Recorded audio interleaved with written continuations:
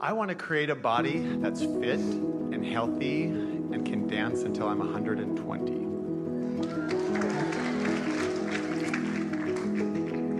And I thought maybe you could speak on that. Even if when you're 120 you'd rather paint? Ooh, I hadn't thought of that. In other words, are you really wanting to assign your intentions so far into the future, or do you want to intend that you'll be up for whatever you're up for whenever you're up for it? I like that. Because it's a dynamic thing, isn't it? It's ever changing. We really like this conversation. So when you think about living in a dynamic world, ever changing, and you being a dynamic being, ever changing, and you think about what's changing is your intention. Rather than adapting your intentions to the condition, you're wanting to allow your desire to evolve and expect the conditions to conform. And that's a little different than what you just asked for, isn't it? Whatever I want, whenever I want it. Giving yourself the leeway to change or evolve in what you want, yes? Yeah. So when you accept that life is causing your vibrational reality to evolve in that perfect way, then you staying a vibrational match to that is really what we're talking about here, isn't it? Mm-hmm. When you say, I'm always going to feel this way, no, you're not. I'm always, always, always going to want that. That's not true either. But to say, I want to be in a position, I want to be in a practiced position of allowing what is currently dynamically active in my vortex. In other words, when you were very, very young, your dominant intention was to stand on 2 feet. That's changed. You now want more, you see. Is it good to aim high?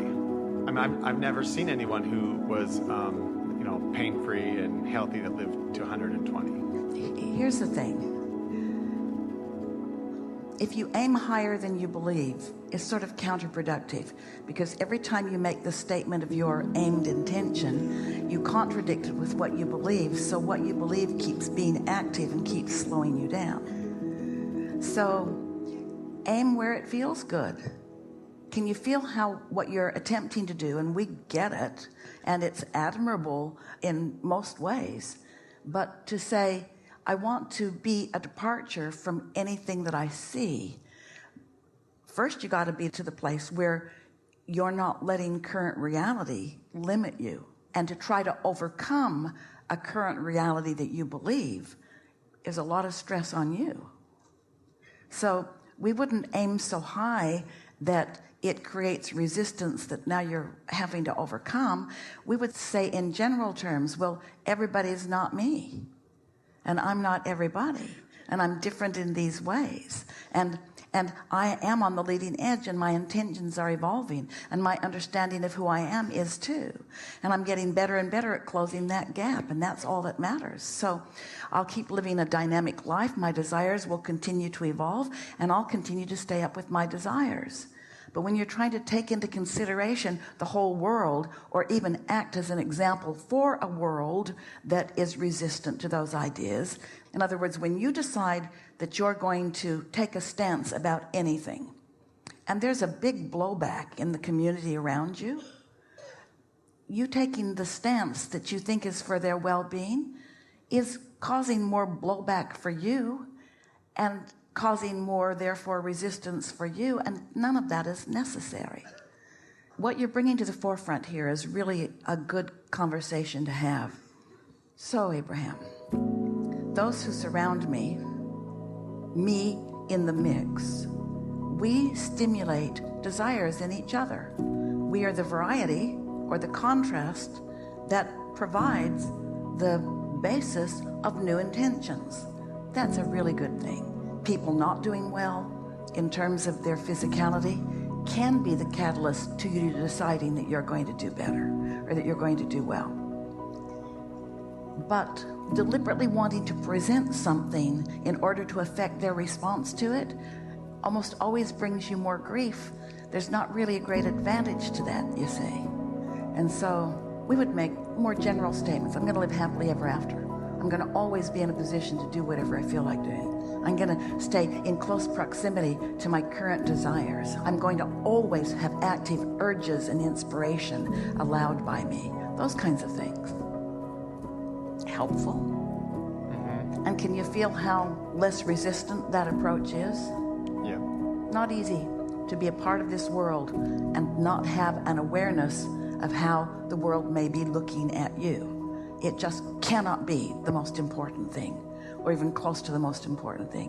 Your relationship with your inner being is. Everything else is what it is, and it's really not your business.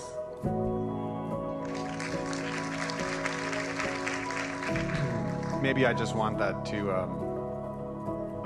then I'll be important, or then I'll matter to other people, or then I'll have an influence, and maybe none of that matters. I guess you're saying none of that matters. Well, we are not saying that that doesn't matter. In fact, what we've been saying to you already here today is that your greatest value to others is that you demonstrate alignment, and certainly that agility and that well-being and that flexibility and that zest for life, those are all manifestations of alignment. So certainly an uplifter is an uplifter is an uplifter is an uplifter is an uplifter, and you are an uplifter. We were just wanting to help you work some of the bugs out of it so that it goes easier for you. Yeah. We can see you dancing happily for as long as you're in this physical body. That is not difficult to understand or to see, but we want you to understand that no matter what, there will always be those who are approving or disapproving of that. Look at that old guy. Do you think he's 20?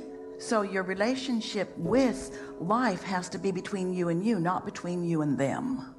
You have to be able to allow them to be where they are and think what they think, and don't dance for them. Dance for yourself.